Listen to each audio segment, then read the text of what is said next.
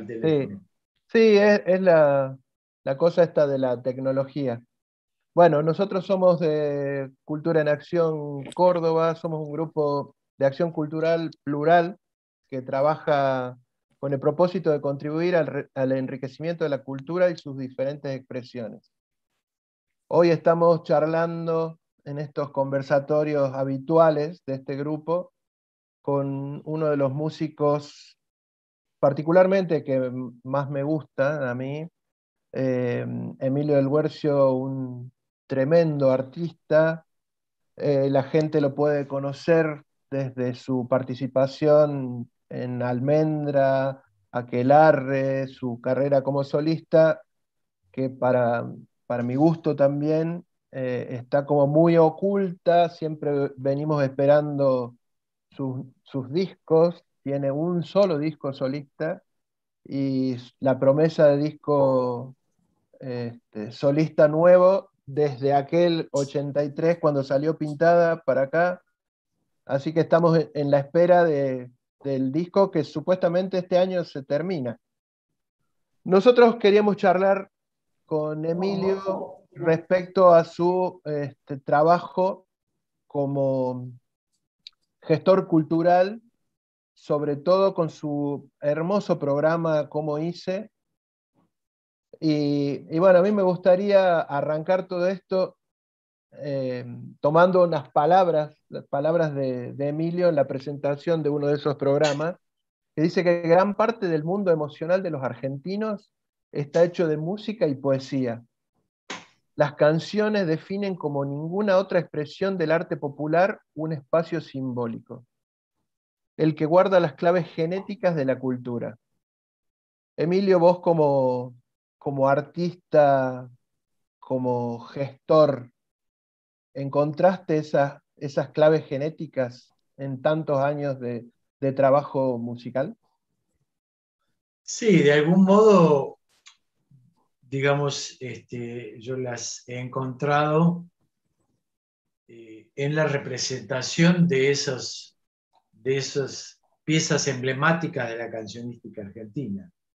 Este, algunas serán más visibles que otras. Lo que yo decía en ese texto es que incluso como pequeños fragmentos de una canción, ya sea en lo melódico o en lo discursivo de la poesía, a veces atraviesan el corazón de la gente y de mucha gente perteneciente incluso a diferentes estratos sociales y o pensamientos políticos, etcétera, etcétera, y condiciones socioeconómicas. Es muy loco eso. Por eso también en algún momento yo dije que las canciones también, al tener, digamos, como una especie ¿cómo te podría decir? De reservorio de ese ADN que es el espíritu del pueblo argentino, produce una interconexión que sería impensada con otro tipo de cosas, ¿no? Y eso sí, yo lo he encontrado en varias canciones, ¿no? Es muy increíble.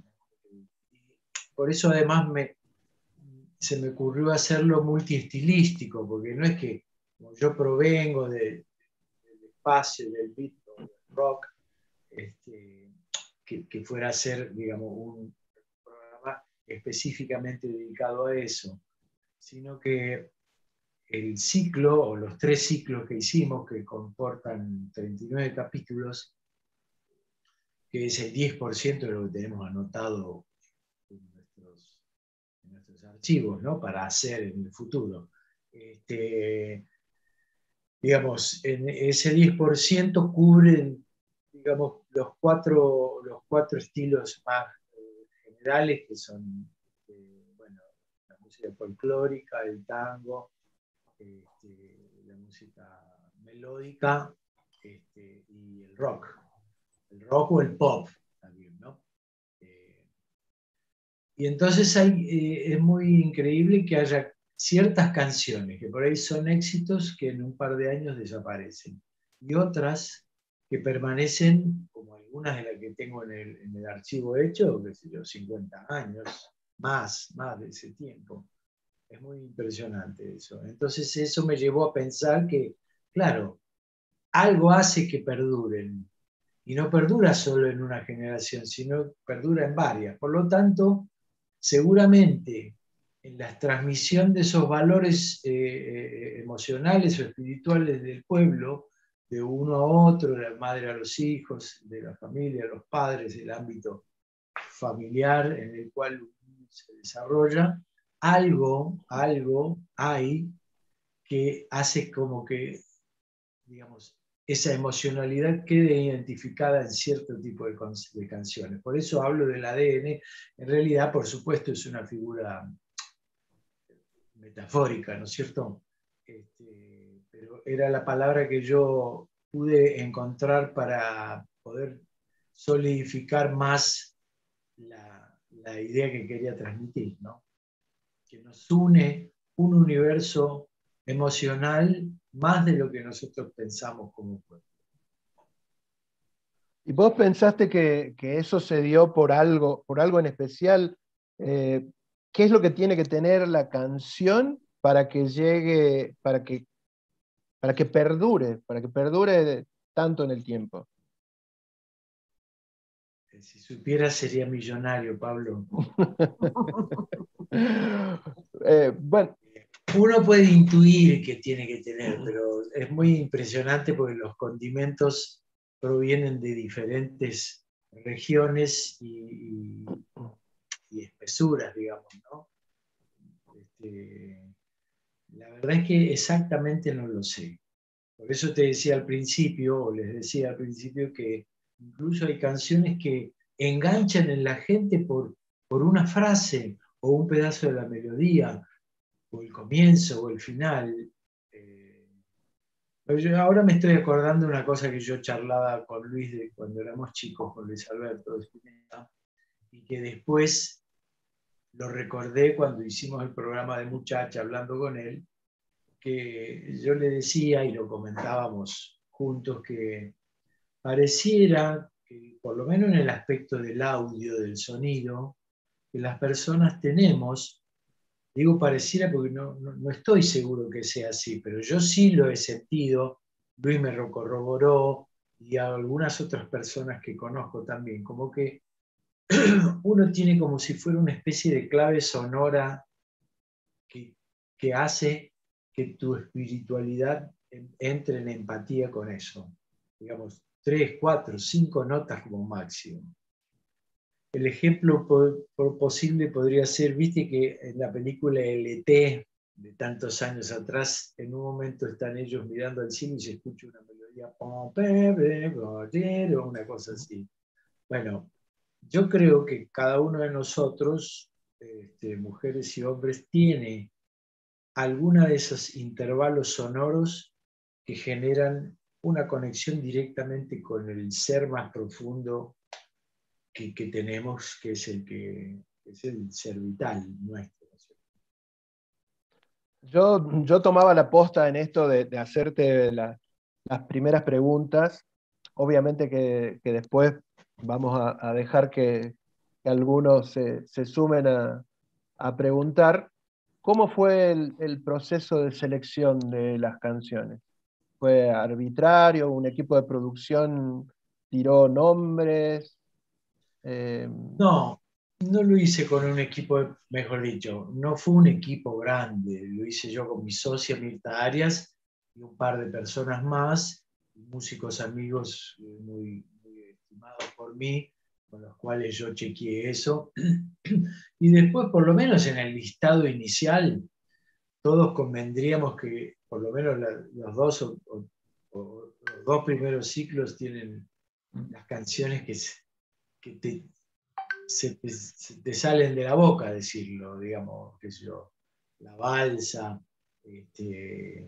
Samba de mi Esperanza, otra Samba Angélica. Arrancó con Presente, ¿no? Claro, Presente, digamos, temas que cualquier persona, por eso son populares, ¿no es cierto? Pero no populares solamente por el marketing de lo popular, como dije antes, sino porque están inscritos en la trama de la cultura argentina. Entonces todo el mundo lo conoce, aunque no sea, aunque no sea contemporáneo a esa canción. De hecho, yo recuerdo que canciones sobre las cuales hice la historia, yo era muy chico cuando se hicieron, pero sí las he escuchado en el ámbito familiar, porque todos nosotros tenemos esa construcción emocional a partir de las canciones. Podemos después, cuando somos un poco más grandes o en la adolescencia, elegir esto o elegir más aquello, pero ese background, ese soporte emocional que nos da el audio de nuestro ámbito familiar está presente. Y te digo que cuando fuimos a España con Aquelarre, me impresionó muchísimo la afilada que yo tenía en la oreja con el tango. Aunque siempre creí que yo sabía más de folclore, porque en mi casa escuchaba más folclore y música clásica. Pero también de escucharlo en el aire, en el ambiente, en la calle, en los colectivos, en los comercios. A eso quiero agregar una anécdota, que es que cuando estábamos a veces a la noche, escuchábamos radio, con Rodolfo y Héctor y Hugo. Rodolfo era muy, muy oyente, muy radio oyente, radio escucha. Entonces escuchábamos programas, no sé, tarde, por ejemplo, ¿no? Esperá que voy a rechazar un llamado que está entrando.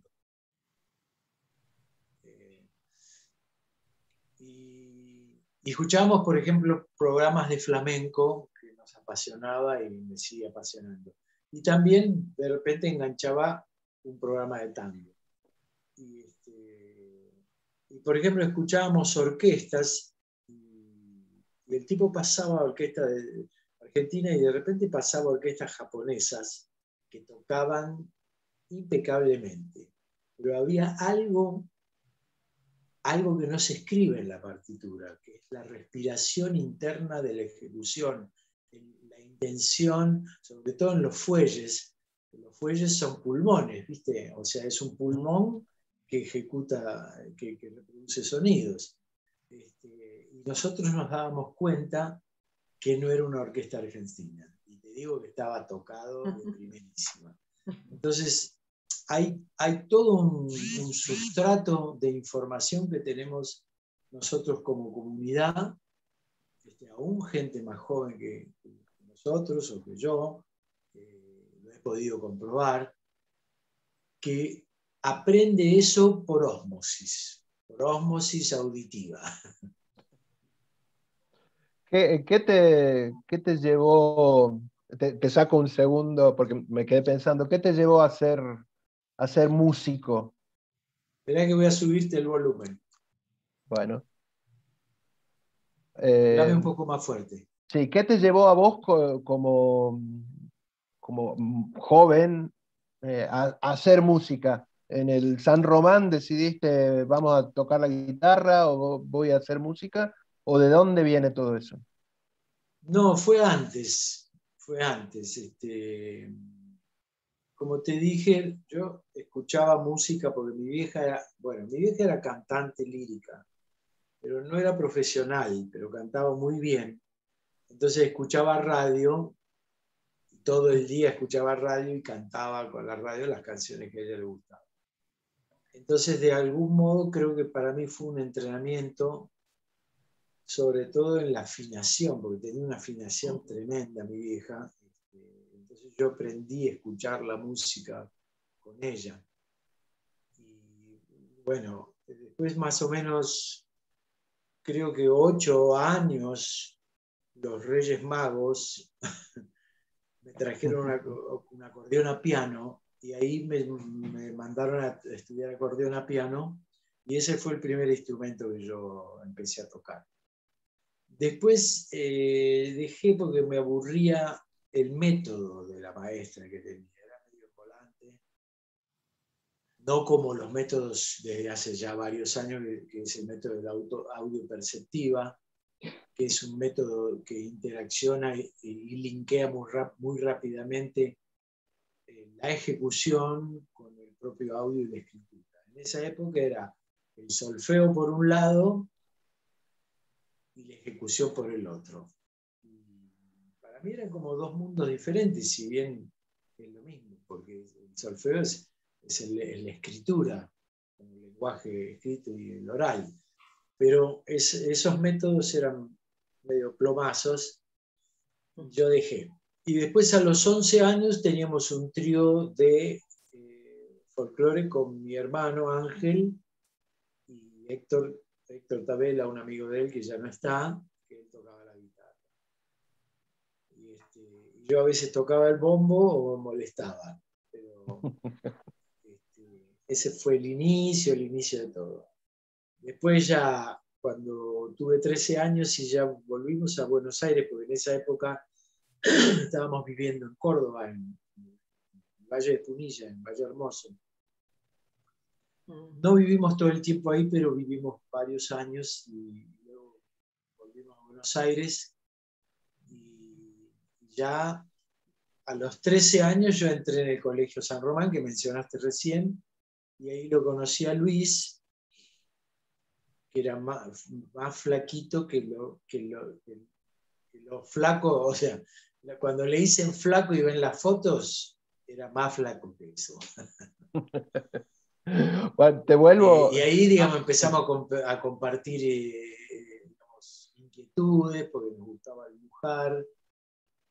Aún sigo yo dibujando y haciendo cosas, y Luis también, y nos gustaba leer y la música, etc. Y entonces nos gustaba el jazz, mirá qué pibitos que éramos. Recuerdo que yo había escuchado un grupo que no sabía cómo se llamaba, que me gustaba, y un día Luis viene y me dice, ¿escuchaste los Beatles? ¿Cuáles son? Esto, es esto. Y por supuesto no tenía ningún teléfono, ninguna cosa para hacerme escuchar. Decía esto cuando lo escuchaba en alguna radio. Y entonces ahí identifiqué que ese grupo, que también me gustaba a mí, le gustaba a él, y ahí empezamos a ser devotos de la religión beatlemaníaca. Eso te cambió del folclore al beat de aquel entonces.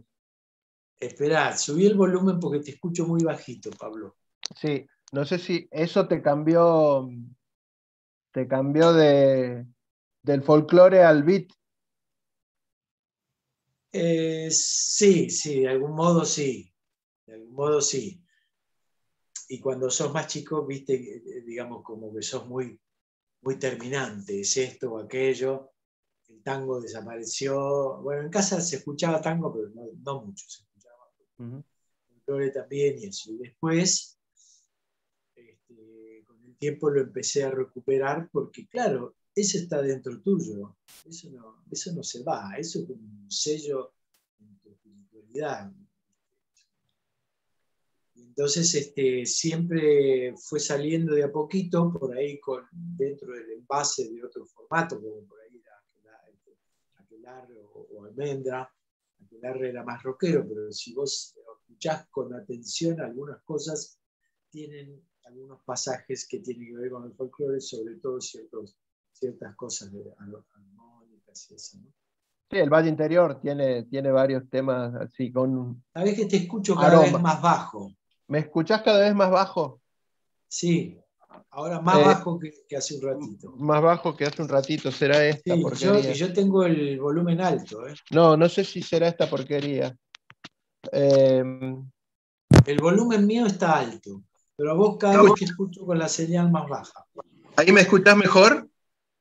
No tanto.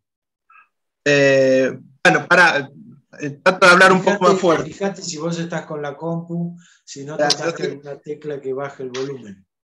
Capaz que. ¿Ahí me escuchás? Te escucho, pero muy bajito. Si me permiten, yo lo escucho dale, a Pablo Yo a Pablo lo escucho muy fuerte, es decir, que se nota que aumentaste el volumen. Debe ser el asunto en tu parte, Emilio, porque se nota, yo lo escucho muy fuerte a Pablo y cada vez más con la nueva. ¿Sí? Sí. A ver, déjame ver.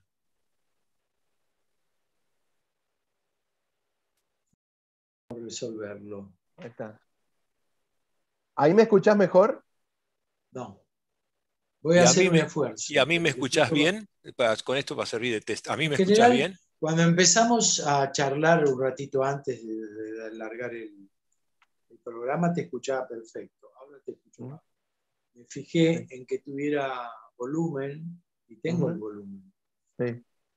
Bueno, entonces, hago un esfuerzo. pará, hago la pregunta y te vuelvo al programa. ¿Hubo algún programa que vos dijiste, esto me sorprendió y no me lo esperaba? ¿Alguna historia cuando fuiste al momento de grabar, porque obviamente hiciste toda una producción previa? ¿Hubo algo que te sorprendió para bien? ¿Vos lo estás diciendo en algún programa en especial? Sí, sí, en algún programa en especial, sí.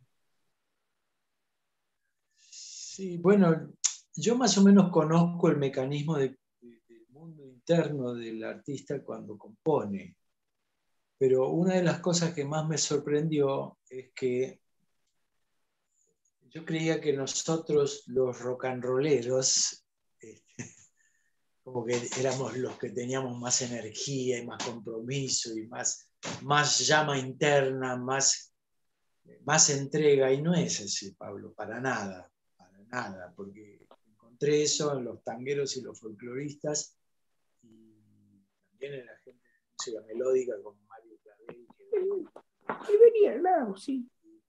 me llenó de alegría, porque me hizo comprobar que la llama de la creación, ¿viste? No se apaga. Se apaga cuando no estás más en el mundo, pero es muy impresionante. Yo, por ejemplo, te digo, cuando hicimos a ver, varios, pero la grabación de Angélica, por ejemplo, que fuimos a Mar del Plata a ver a Roberto Cambaré, que es el autor, que es un hombre que ahora debe tener 94 o 95, por ahí, por él 94. Un hombre dulcísimo, divino, que entre parte y parte que nosotros cortábamos por alguna cosa de la cámara o cambiar una luz, lo que fuere, el tipo me mostraba poesías que había escrito en esos días o me mostraba un tema nuevo. Y eso a mí me mataba, ¿viste? Te juro que por momentos me costaba seguir la hilación del programa, porque me daba cuenta del lugar que ocupa el acto creativo para un artista. Y además, eso es lo que le da vida. ¿Entendés? El tipo vive, tiene esa vida intensificada por el juego de la creación. Que en realidad, ya que yo te mencionaba cuando era chico y eso, muchas veces a través de los años, digamos, ya cuando era un poco más grande empecé a pensar de dónde provenía eso. O sea, por qué vos te enfrascás con un instrumento? Un instrumento puede ser un pincel, ¿no? Me refiero al acto de la creación. Podés estar, no sé, horas y atravesás un proceso en el que por ahí lográs hacer alguna cosa, por ahí no.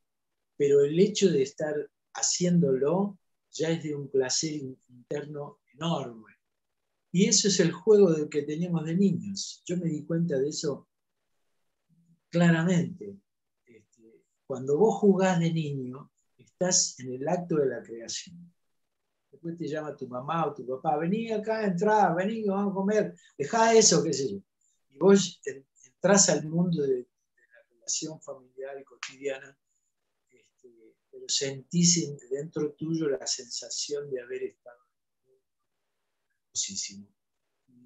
Y el acto de la creación es así. Y vos sabés que leyendo un libro hace unos años, que todavía lo tengo y a veces lo releo, se llama La improvisación en el arte y en la vida, de Stephen Nachmanovich. Yo se lo recomiendo a todos, ¿no? El tipo justamente en un pasaje habla de eso. Dice que el niño que crea cuando es chico, que bueno, después cuando no todos terminan siendo artistas creadores, pero el sistema interno tuyo de la creación está vivo. Nada más que algunos lo implementan, lo desarrollan, lo convierten en una profesión, pero todos tenemos eso, ¿viste? Y el tipo hablaba de eso y me llamó muchísimo la atención que coincidiera tanto en eso que yo había encontrado. Tú, ya que dijiste eso de chico y las composiciones, ¿te acordás tu primera composición?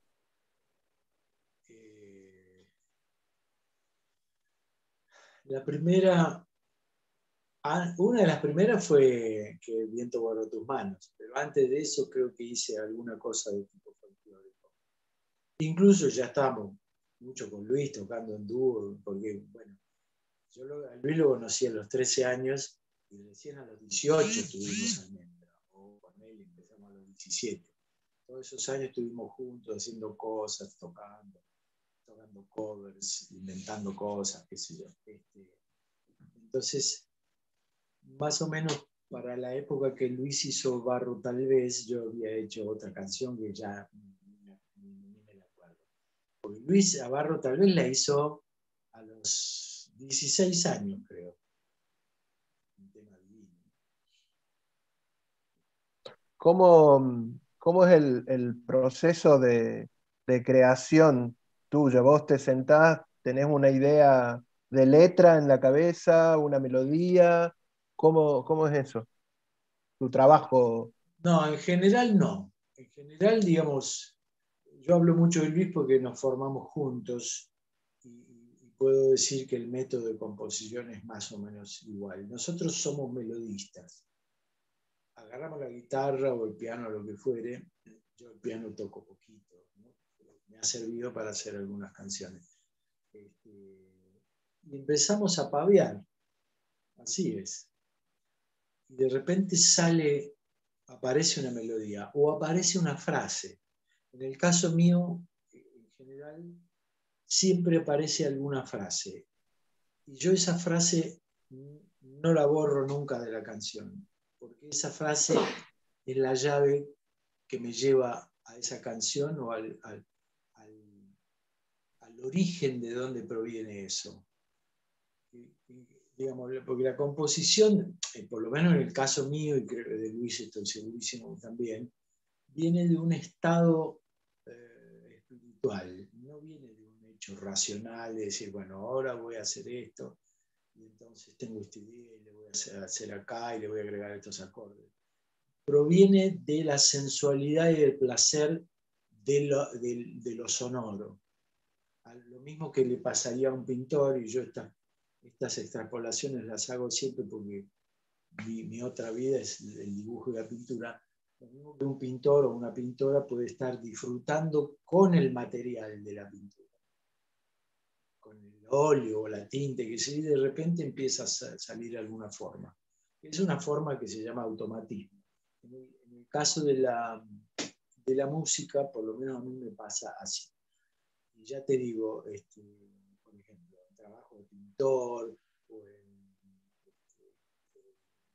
cambiando en el futuro, en las cosas para hacer, también en el tema que mencioné recién, el viento borró tu mano. En general, siempre hay una frase y, digamos, toda la estructura de la canción se construye a partir de esa frase, porque esa frase es como el I Ching, ¿viste?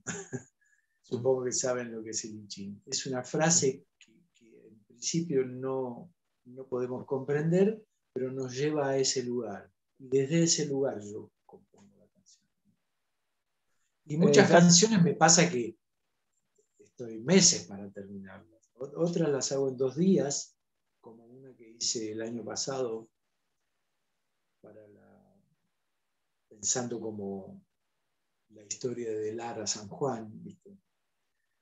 Esa la hice en 2 días. Pero hay otras canciones que duran meses. Más que todo la parte de letra. Porque a mí con la letra me gusta... A ver, yo no lo uso de relleno. ¿Viste? Para mí la letra o la poesía de una canción no es un relleno.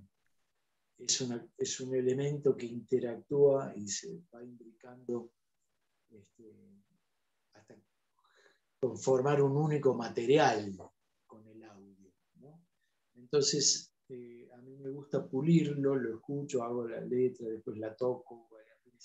A veces escucho que una palabra no está funcionando bien, a mi entender, obviamente, y eso me ha llevado a teorizar sobre eso también, que es, algunas palabras son como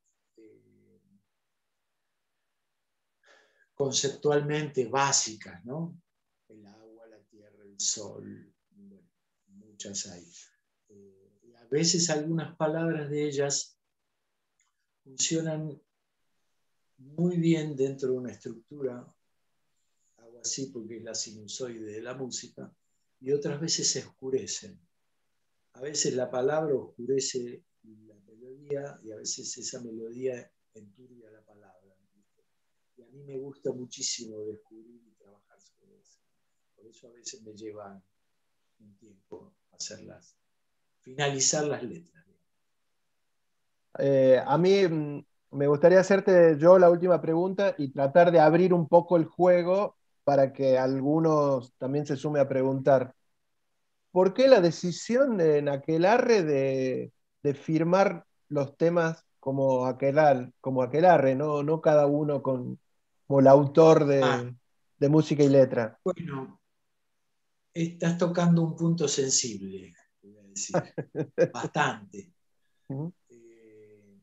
Esa fue una propuesta mía, porque, digamos, yo compuse más o menos el 75-80% de las canciones de Aquelarre. Y con la experiencia de Almendra, digamos, si bien Almendra era un grupo muy democrático, aunque la gente cree que Luis era el único líder, no era así, pero sí era el compositor más importante. Entonces yo, digamos, cuando terminó Almendra vi como una especie de desequilibrio que no se reflejaba en el afuera, el trabajo interno que la banda hacía, ¿viste? Con las canciones. Entonces le propuse a Rodolfo hacer eso. Y él aceptó y el resto de los muchachos también. Justamente en estos días estoy tratando de resolver eso que lleva 48 años o 50, no sé cuánto. Resolverlo me refiero a lo siguiente. Ya sabemos que Rodolfo no está, y entonces yo estuve hablando con Héctor y le dije, Héctor, nosotros no le podemos dejar a nuestros hijos quilombos. Porque imagínate, Héctor tiene 3 hijas, yo tengo 2 hijas, Rodolfo tiene 2 hijas y Hugo tiene 2 hijos. ¿Sabés lo que es agarrar la liquidación de Sadaic entre 8 o 10 personas? Que además algunos tienen relación, otros no. Entonces, justamente en Sadaic estuve hablando con el presidente de Sadaic para los temas que yo compartí con Héctor, que estén a nombre de Héctor y mío, los que compartí con Hugo, estén a nombre mío y Hugo. Y los otros son los que hice yo solo, ¿no? Porque me parece que el gesto ya se entendió, lo hicimos durante muchísimos años, repartimos esos beneficios juntos y ahora es otra etapa de nuestra vida que tiene que ser clara y no dejarle mucho a nuestros hijos. Igual, cuando digo dejarles, yo pienso vivir hasta los 100, no sé ustedes. ¿Está bien? Me ¿Cómo? quedó una. ¿Es cierto que los agarró el corralito a los Aquelarre? No. Bueno, el corralito de los derechos de autor sí, pero no. Ah, no. agarró el corralito a mí con mi socia Mirta Arias, que hicimos el programa de televisión y nos mató. Sí. Pero después, un par de años después, pudimos recuperar por lo menos un porcentaje elevado de la guita que habíamos quedado cautivada, digamos. Está bien. Bueno, abrimos el juego, Héctor, ¿te parece? Para quien quiere sumarse a preguntar. Bueno, me llama la atención que yo no tenga mejor audio, porque no lo sé. Pero tu voz también fluctúa, ¿eh? ¿Sí? Sí, sí, sí. Tu voz tiene como ondulaciones de volumen. Si no, si me bancan, lo que puedo hacer es reiniciar el teléfono a ver qué No, pasa. no, no, no te preocupes. Por nosotros no hay problema. Eh, ¿Alguien quiere arrancar preguntando algo? Porque no quiero monopolizar yo las preguntas. Eso de lo que hablamos de aquelarre, de los Sí. derechos de autor, es la primera vez que lo digo en público. Ah, mira vos. A mí por eso se me ocurría la pregunta, porque yo dije, ¿quién habrá compuesto Silencio Marginal? Obviamente ya sabemos que Silencio Marginal, porque lo dijo Héctor, me parece que era todo tuyo. Sí. Pero bueno. Por ejemplo, Parte del Día es Sí. un tema que hizo Héctor. ¿Mm? Mirando Adentro es un tema que hizo Héctor con letra de Hugo. Cantemos tu nombre es un tema que hizo Hugo, estoy hablando de la melodía, con letra mía. Después, a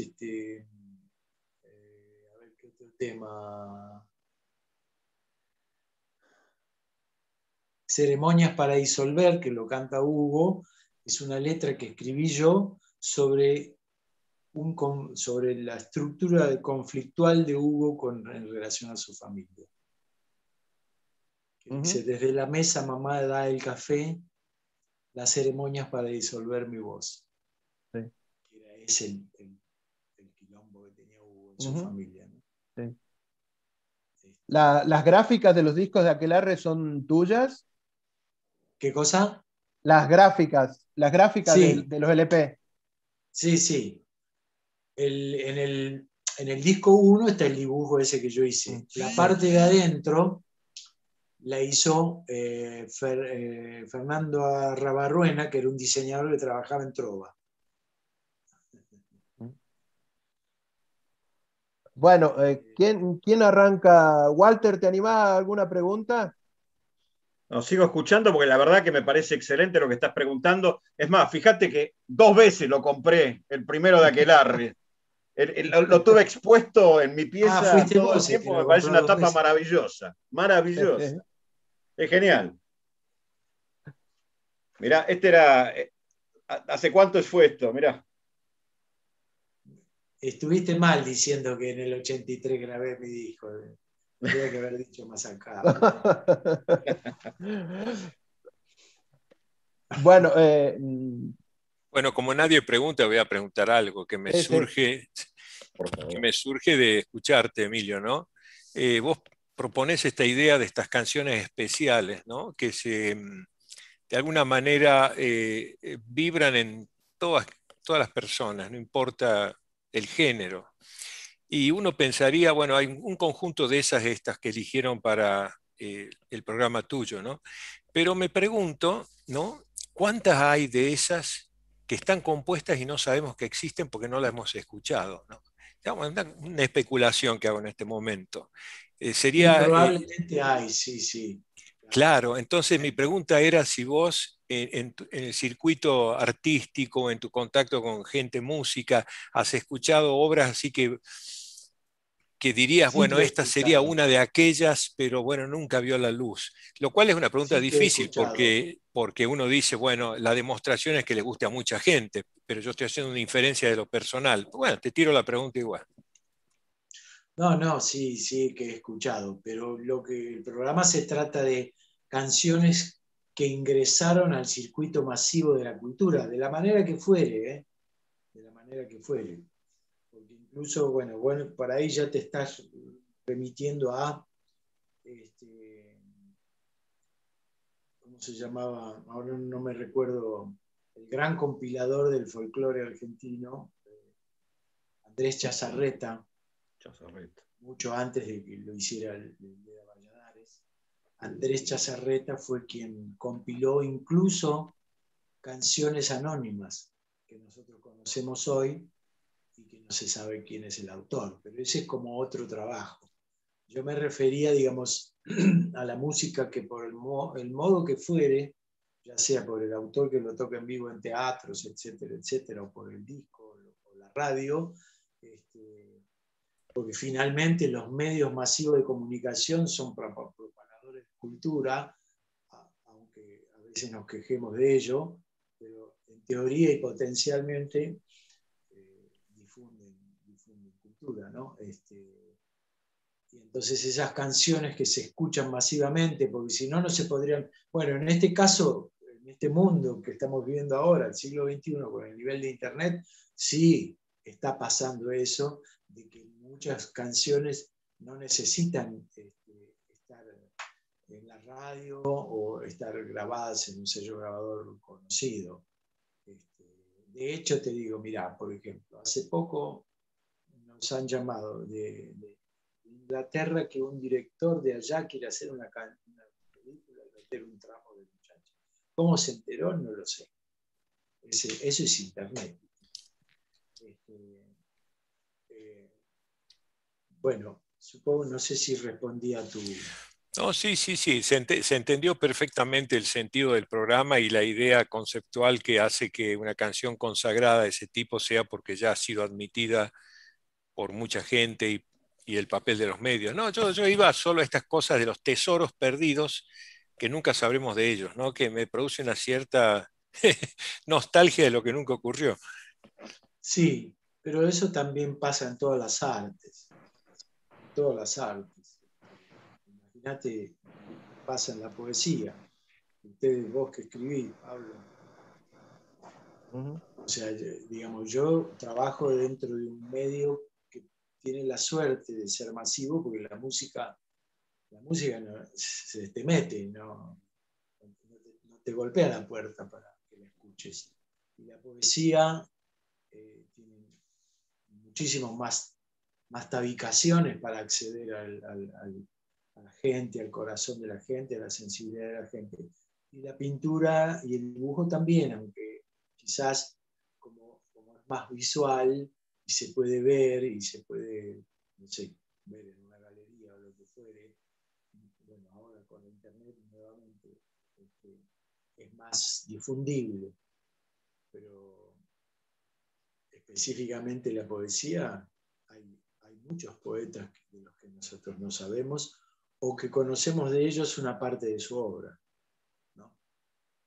Vimos el fin de semana pasado la vuelta del Beat Baires, como un pequeño homenaje, pequeño gran homenaje a aquellos recitales del principio de los 70, fines de los 60. ¿Qué significó para vos participar de esta nueva versión de homenaje? Y fue muy lindo porque encontrarme con viejos compañeros que cada tanto los veo, no es que no los vea nunca, pero cuando se hacen eventos así, donde los encontramos nuevamente, hay como una corriente de afecto, como si fuéramos combatientes, ¿viste? Como si fuéramos, estuvimos juntos en una trinchera. Es muy impresionante, pero la sensación es así. Hay algunos de los que somos más amigos, pero aún los que no hemos sido muy amigos, se siente esa corriente de afecto, porque nos sentimos integrados a una, ¿cómo te puedo decir? Una movida que salió así, que nos interconectó, que no fue premeditada y programada para decir, bueno, ahora vamos a hacer el movimiento rock argentino, sino que fue surgiendo de manera espontánea, nos fuimos encontrando y reconociendo, y nos fuimos ver creciendo a través de los años, con hijos y con nietos, y es divino.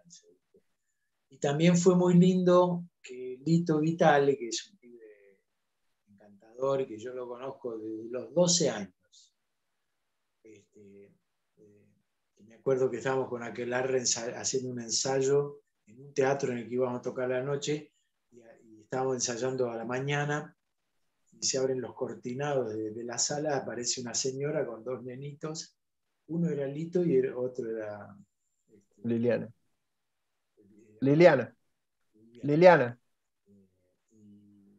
Y Lito tenía 12 años. Bueno, él es un muchacho totalmente talentoso, multiestilístico, donde demuestra su capacidad, su talento en cualquier área de la música, y aparte es muy generoso porque convoca a mucha gente a proyectos de ese tipo, y convocó, que fue una idea muy piola, a todos artistas jóvenes o por lo menos de generaciones posteriores, con los que compartimos algunos de esos temas que fueron ejecutados en esos 5 domingos de la mañana del Coliseo en el año 69. Estuvo muy buena la idea. Yo canté Muchacha con Luciana Yuri, después Willy Quiroga cantó con Fernando Ruiz Díaz un tema de la Biblia, Hilda cantó un tema de Lito, ahora no recuerdo cuál, pero es un tema recontra conocido. Bueno, Morris cantó sus temas con el hijo, o sea, fue una combineta muy, muy, muy interesante. Además, para quienes no lo hayan visto, está hecho recontra profesionalmente, filmado como la puta madre, iluminado súper bien, el audio es perfecto, y además tiene insert históricos, blanco y negro por supuesto, que ilustran muy bien el ambiente de la época. Es muy lindo documento. Fue un gustazo, para mí fue muy lindo. ¿Qué diferencia entre la cuestión tecnológica actual de toda la cosa digital con lo analógico que tocaban ustedes antes, tanto en estudio de grabación como en vivo? ¿Con qué te sentiste más cómodo? Bueno, lo que pasa es que, es decir, lo analógico, digamos que parecería que tiene como más profundidad el audio. Por lo menos parece eso, digamos. Pero ahora hay muchos más elementos a tu disposición. De hecho, yo acá atrás, bueno, acá, mira, ¿ves? Tengo las computadoras, no es un estudio de grabación, puedo grabar acá, ¿viste? Y nosotros, obviamente, cuando éramos más chicos, no podíamos hacer eso. Y digamos, cuando vos podés hacer pruebas de una idea que tenés, es bárbaro. Yo lo disfruto, la verdad que lo disfruto. Por ejemplo, pero hago la salvedad. Por ejemplo, el disco que yo estoy grabando ahora, yo lo grabé, mejor dicho, grabando ya no, lo estoy mezclando. Me faltan grabar algunas voces. Inclusive cuando quería volver a Córdoba, que no pude, quería ir al estudio de estos chicos que seguramente vos conocés. Desdémona. ¿Cómo se llama? Desdémona se llama el estudio. Desdémona, que son pibes divinos y el estudio es bárbaro. Sí. Ahí yo grabé con el presentativo, pero no pude. Bueno, me faltan grabar algunas cosas, pero el material está todo grabado. Pero yo lo grabé como grabamos con Almendra y con Aquelarre. Lo grabamos 4 en el estudio, 5, todos a la vez. No está grabado. Bueno, yo vengo a las 2, vos veniste a las 3, el otro viene a las 5. No está grabado. Está grabado, pero no porque tenga prejuicio con eso, sino porque a mí me gusta, digamos, que se sienta la presencia del momento humano y además la dinámica. La dinámica es como el vivo, como tocar en vivo. hay una dinámica que se produce solamente de ese modo, ¿no? ¿Alguna pregunta por ahí dando vueltas? Bueno, yo tengo otra. ¿Qué proyecto artístico tenés actualmente? ¿Qué estás pensando? Si estás componiendo cosas específicas. Bueno, ¿qué podemos esperar en un futuro de tu tarea? Bueno, lo que te decía, estoy terminando de grabar el disco, que claro, como se acumularon muchas canciones a través de los años, porque la gente cree que vos bien dijiste, Pablo, que desaparecí y eso, pero eso es porque en algún momento yo me desenganché del hecho industrial de la música, ¿viste? El show business. No tengo nada en contra del show business, pero yo elegí hacer cuando tenía ganas. Pero como además paralelamente yo tengo esa productora de televisión que hacemos con mi socia y además tuve con ella un estudio de diseño, en algunos momentos estuve más metido en eso que saliendo a tocar. Pero aún a pesar de eso yo siempre compuse. Entonces tengo grabado como, no sé, como 19 temas. No voy a sacar 19 temas de un golpe, pero sacaré como 2 discos, ¿no? Uno primero, otro después. Suponete como si fuera la temporada primavera-verano y otoño-invierno. Ese es el proyecto. Después de salir a tocar, si es que no continuamos en pandemia, porque esto ya es un pelote, volver a hacer el programa de televisión, porque hay muchas canciones hermosas para hacer. Salvo que, bueno, que este sistema pandémico continúe, entonces la instalación del streaming ya sea así. No sé, yo espero que no. Pero yo creo que el streaming se va a imponer como una modalidad más, ¿no? Además del show en vivo, porque imagínate, suponete, yo hago un concierto en la trastienda o donde fuere, y hay una persona de Río Gallegos que le encanta, pero no se puede hacer, no sé, 2.500 kilómetros, pagar un hotel, estar 2 días, pagar la entrada, ¿viste? Es un delirio.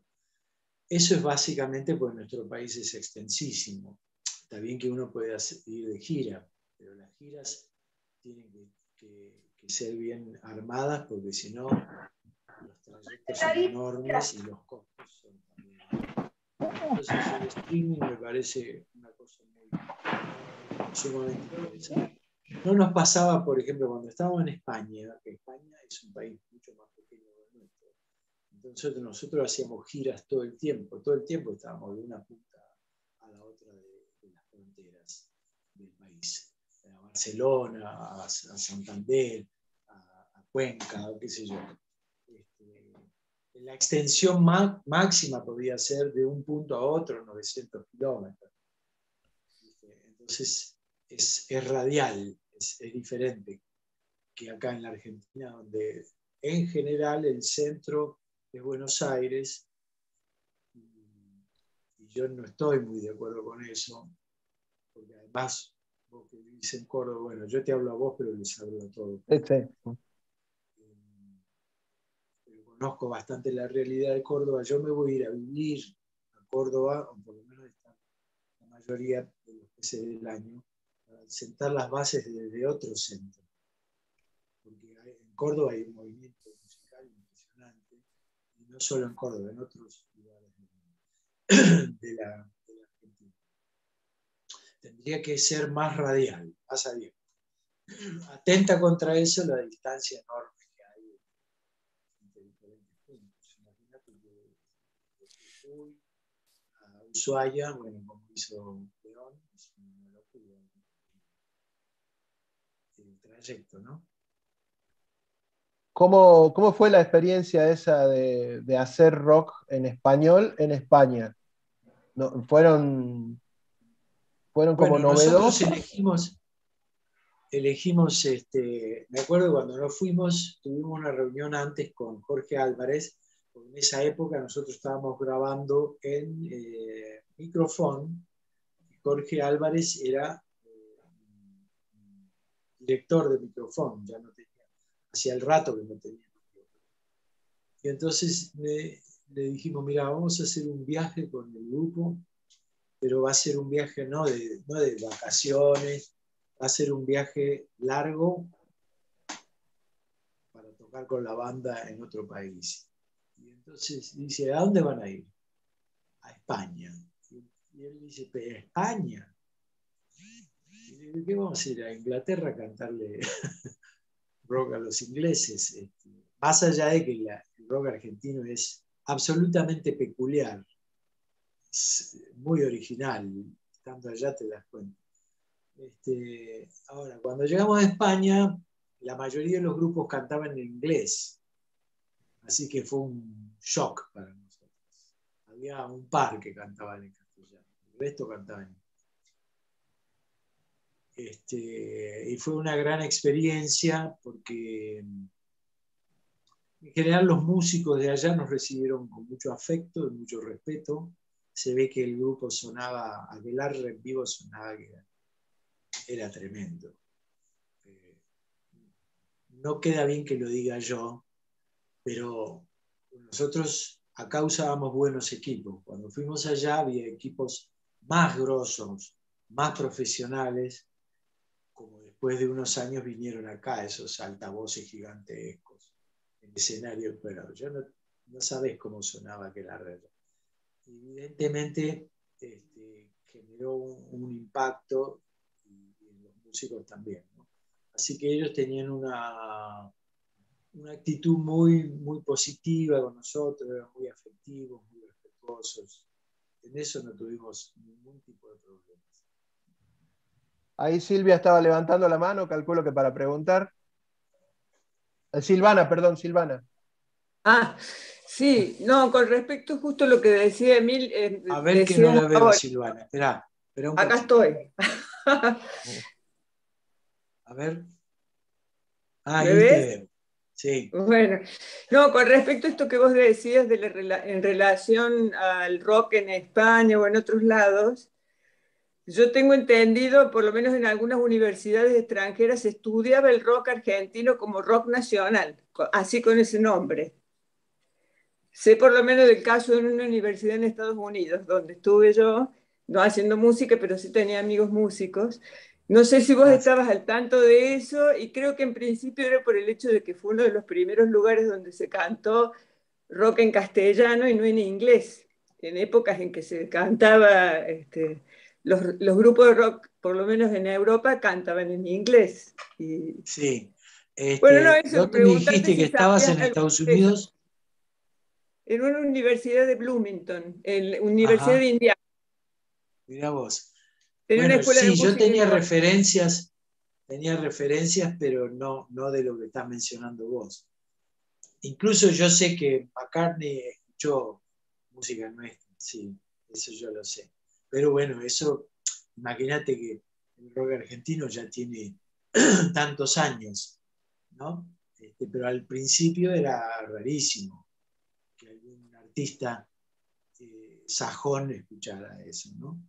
Después con el tiempo te fuiste enterando que sí. Y lo que decía recién del rock argentino es que cuando viajamos allá a Europa, digo Europa y no digo específicamente, a pesar de que nosotros solo tocamos en España, pero en otros lugares, te das cuenta de lo que estás diciendo vos, que la influencia de Inglaterra es muy fuerte, muy fuerte. Y entonces todo tiene como una especie está formateado el rock en esa forma, valga la redundancia que conocemos. Y entonces muchos músicos europeos se montan sobre ese formato, no desarrollan nuevas cosas, salvo algunos casos especiales que, bueno, en este momento yo no te puedo decir lo que pasa allá porque no estoy, Cuando estuvimos con Aquelarre allá hace tantos años, estaban los grupos de música electrónica, que eran Kraftwerk, uno de ellos, alemanes, el otro era, bueno, ahora no lo recuerdo, Kraftwerk era uno que era alemán. No, pero estaba hablando de que el rock argentino en su fundación, digamos, o en su inicio, abarcó un espectro enormemente amplio, multiestilístico, donde estaba Box Day, estaba Lorax, estaba Manuel, estaba Almendra, estaba Almeida, estaba Marcoviris, o sea, con propuestas, sí, había una interconexión, digamos, estética, pero la música era bastante diferente. Sí, El rock argentino se formó en eso, y entonces generó como una especie de autopista muy, muy, muy amplia. Por eso, digamos, el rock argentino ha sido el anfitrión para las nuevas generaciones de músicas tradicionales nuestras, como el chamamé, como el tango, como el folclore, de la mano de muchos artistas. Bueno, yo he hecho cosas, pero obviamente León hizo un montón. Artistas como Tarragó u otros artistas del folclore o incluso del tango, los conocemos porque el rock argentino, ya sea por meter instrumentos o por compartir escenarios. De hecho, hay muchos grupos de tango joven y de folclore que provienen de grupos de banda de rock. Eso es innegable. La verdad que es quizás uno de los rasgos más distintivos del rock argentino. Por eso, digamos, en el mundo habla hispana, no quiero ser, digamos, exagerado, pero se lo tiene en un punto muy elevado. Eso te iba a preguntar también, especialmente en los inicios, digamos, al principio, si notaron algunas diferencias en relación al desarrollo del rock en otros países latinoamericanos, por lo menos, o en América. Quizás incluido Europa, algunos países, no sé. Sí, había diferencias. Pero, por ejemplo, imagínate, también en Chile estaban los Jaivas, que básicamente era un grupo, digamos, de folclore andino, pero su sonoridad estaba más ligada o más relacionada con el rock. De hecho, cuando ellos, los Jaivas, venían acá, mucho público del rock, no todo, pero una gran parte, y los iba a ver. Con lo cual quería decir que la gente que amaba esa música tenía la oreja muy, muy abierta, ¿no? Después, bueno, paralelamente, digamos, más o menos en el mismo tiempo, estaba desarrollándose en Brasil todo el tropicalismo. Y por supuesto, Brasil tiene una identidad cultural muy, muy fuerte y muy homogénea. Algunas cosas se parecen al rock argentino, pero en general no tanto. Sí, me parece que la trova cubana tenía más relación con los formatos en que se inició el rock argentino, ¿no? Sobre todo las primeras épocas. Con Pablo Milán, muchas gracias. Cicito Rodríguez y todo eso. Ellos creo que transitaron un proceso parecido al nuestro, en el sentido de que, digamos, nosotros lo que hicimos fue,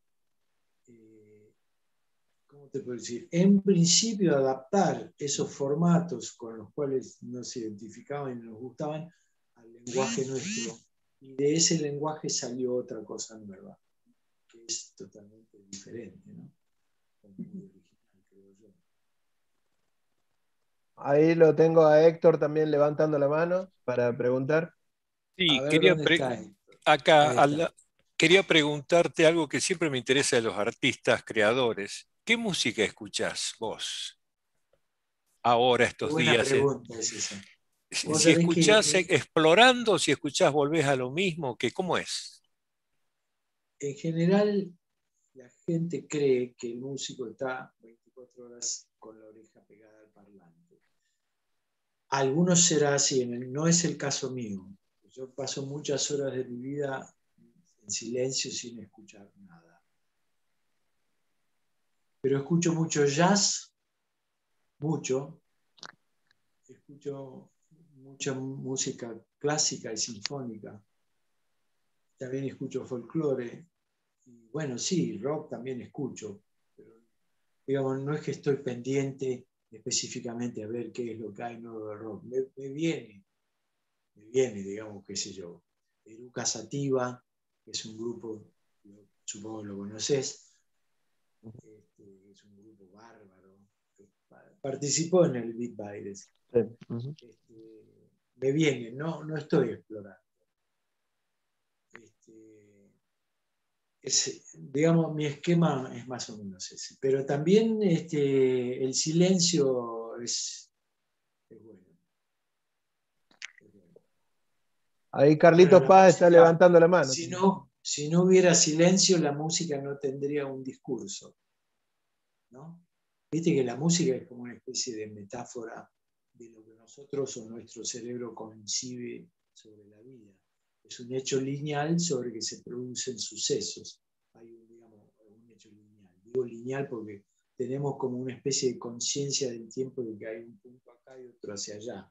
No sé si es así. Pero digamos, la música se produce en un espacio de tiempo donde se producen sucesos sonoros. Y el silencio es importantísimo, porque si no, o sea, es como el lenguaje. Si no hubiera separación entre las palabras, sería muy difícil comprenderlo, ¿no? Y de alguna manera la música y los tiempos de la música, aunque haya músicas más veloces que otras, o otras canciones muy lentas, siempre responde a un hecho orgánico que es el mundo en el cual vivimos, cómo fluye nuestra sangre y el sistema gravitatorio en el que nosotros vivimos. Si yo tiro una cuchara al aire y tarda 3 minutos en caer, me va a sorprender muchísimo. Yo tiro una cuchara al aire y ¡pum!, se escucha el sonido. Entonces, esa organización que tiene nuestro cerebro también lo aplicamos a la música, ¿no? Si yo tocara una nota, hago un concierto y toco una nota cada 3 minutos, me asesinan, ¿viste? ¿Por qué? Porque nuestro cerebro necesita un flujo dentro de la conversación mental que tiene que ver con el flujo en el cual nosotros vivimos orgánicamente, ¿no? Carlos, tenés el micrófono apagado. Emilio, son tantas las preguntas que uno quisiera hacerte, ¿no? Desde el hecho creativo, todo, pero opté por esta. Teniendo en cuenta cómo hoy la música y el acto creativo, además de la condición humana de esto, está muy influenciado, determinado, condicionado o favorecido por la tecnología y por la comunicación, ¿no? ¿Cómo visualizas en un futuro, no digo, hagamos un poco de ficción, ¿no? De acá a 20, 25 años, 30 años, ¿cómo va a estar la música en nuestro planeta? Si va a haber mayor capacidad de escucha de todas las singularidades étnicas, de territorios, de lugares distantes que gracias a la comunicación nos podremos escuchar, o vamos a ir a una tendencia de una homogeneización del gusto y de construir como un himno mundial de música con pocas variantes en eso. ¿Vamos a ir a una diversidad de actos creativos musicales o nos vamos a ir a un agujero negro, sería? Es muy difícil responder en eso. Obviamente que no lo sé. Lo que sí sé es que cuando empezó la Internet, yo percibí claramente de que se iba a producir un cambio en la comunicación de la sociedad. De hecho, qué sé yo, ayer estaba escuchando la radio, alguien mencionó la primavera árabe. esas revueltas que se producen por comunicación vía internet. En principio no las maneja nadie, después alguien las catalizará, pero en principio son expresiones espontáneas porque la comunicación es horizontal, ¿no es cierto? Entrecomilladamente, porque ya sabemos que hay proveedores de internet, etcétera, etcétera. Si algún día llegamos a que cada uno tenga una antenita y conecte directamente con el satélite, quizás se produzca aún más eso que estás mencionando vos, de una horizontalización gigantesca. De todas maneras, yo creo que existe en la especie humana, a pesar de grandes diferencias culturales y de territorio, ciertas singularidades y ciertas empatías que yo creo que se van a dar. Espero que no sea una cosa monolítica. Yo tampoco me gusta a mí la sincronicidad en la cultura, digamos. Me refiero de los espacios de mayor poder que emiten y sincronizan hacia abajo, y que hacen, digamos, de los pueblos, digamos, como una especie de, no sé si diría la palabra de colonización cultural, porque ya me parece como un anacronismo, justamente por lo que estamos hablando de la internet, pero que hay espacios de poder que generan o intentan hacer sincronismos, eso es bastante evidente, y sobre todo porque viene del negocio de la música. Una compañía grabadora que tiene un artista en un lugar del mundo, lo más redituable es que lo que invirtió en ese artista le sirva para publicarlo en la mayor cantidad de lugares del mundo con el mismo costo, ¿no es cierto? Yo creo que eso no... Y eso nos puede... De hecho, ¿viste? El hecho de que salgan artistas que no son muy conocidos, pero que se conocen en las redes, hablan de que eso va a estar. Pero lo que preguntás vos, si se va a producir una cosa monolítica o no, la verdad es que no. Sí, un formateo del gusto, lo que ¿no? sí creo es que cada vez más la música va a ser narrativa junto con la imagen. Hace rato que yo pienso en eso, ¿no? Digamos, incluso algunas canciones que yo compuse exceden el terreno del clip, sino que necesitan una narrativa audiovisual. ¿Viste? Hice hace poco una canción que se llama, la grabé hace poco, que se llama La chica de Hiroshima, que es ficcional, digamos. Hay un hombre que es dibujante, que está dibujando y de repente entra en un estado de ensoñación y cree ver a una chica corriendo y empieza a dibujar. Es una chica japonesa. No se da cuenta realmente si la vio, es un espejismo o si existe realmente. Se enamora de ella porque la convierte en un cómic manga, y se mete dentro de la historieta para tener un amor con ella. Eso es muy difícil hacerlo en un clip, tiene que ser narrado, digamos, ¿no? Y yo creo que la música va a ir para ese lado, por lo menos una parte, ¿no? Espero. Bueno, muchachos, me parece que en el geriátrico ya me dijeron que no me da más permiso. Sí, no, justamente era como para ir finalizando, agradecerte el tiempo que te tomaste para charlar con nosotros. Bueno, espero que hayas disfrutado charlar un rato contando anécdotas. Lo mismo la gente que se sumó acá.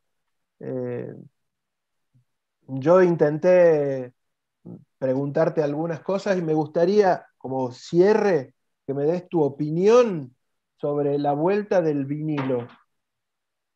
¿qué te produce a vos como músico que ahora mucha gente esté volviendo a los vinilos?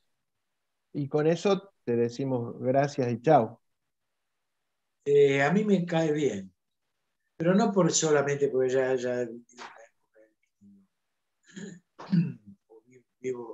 viviendo en esta época también, pero digo, cuando empezamos con la música era vinilo.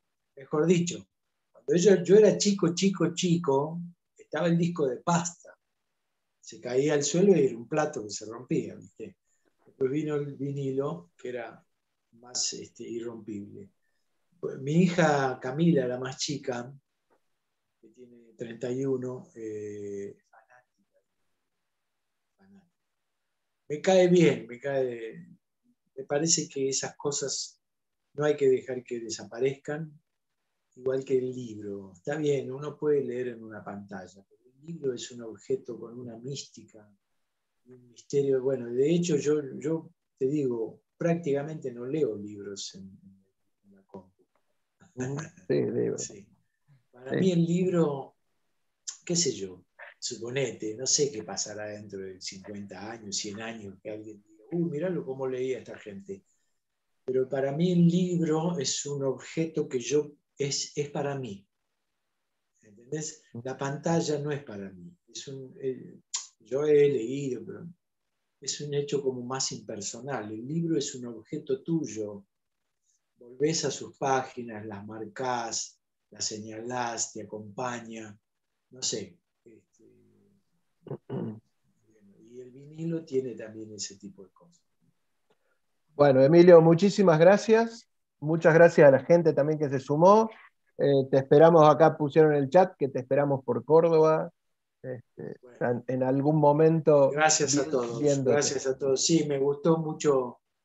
Me gustó mucho porque a veces no podés hablar de ciertas cosas, desarrollar ciertas cosas con profundidad en las charlas. Así que me gustó mucho, les mando un cariño a todos y espero que sigan escuchando música.